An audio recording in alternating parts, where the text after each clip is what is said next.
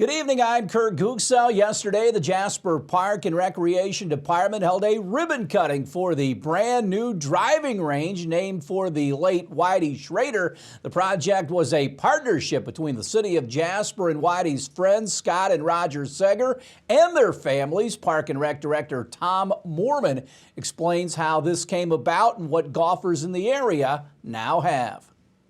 It starts off with a prioritization list for the city, right? And then we act on that and say, what things do we need? What is at the top of the list? Go to the city council, see if we can get the funds for it. And it doesn't hurt that you have that private-public partnership like Roger was talking about that we ended up with.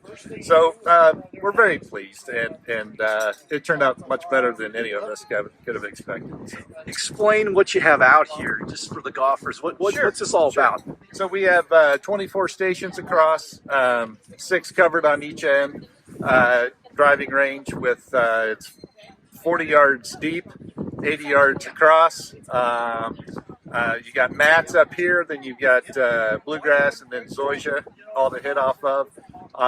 We'll have those assigned during different times of the year, during different weather, like this beautiful day. So obviously we're going out to mats today.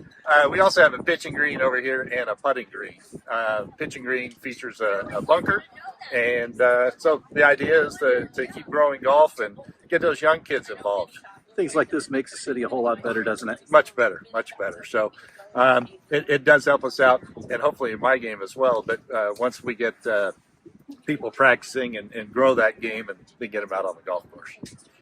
There is high school baseball tonight. The Jasper Wildcats swing back into action there at Rookser Field, taking on the New Albany Bulldogs. You can see it later on at 10 right here on 18. Big League Baseball tonight. The Cincinnati Reds, after being rained out yesterday, back at it in Chicago, taking on the White Sox. Andrew Abbott versus Chris Flexen. Cubs in Seattle late night tonight. Jordan Wicks against Bryce Miller. Cardinals also out on the coast. They're in Phoenix to take on the Arizona Diamondbacks. And Stephen Motts for St. Louis. Brandon Pfaadt goes for the Diamondbacks. Kentucky has hired BYU head coach Mark Pope to be their next basketball coach. Pope gets a 5-year deal to be the next coach of the Cats. He follows John Calipari, who left for Arkansas after 15 seasons and 5 seasons at BYU. Pope went 110-52,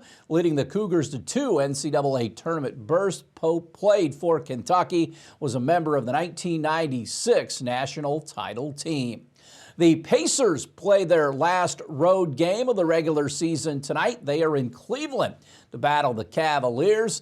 The Pacers so far on the season, 46-34. The final regular season game Sunday at Gainbridge Fieldhouse. Stay tuned. We'll have more right after this.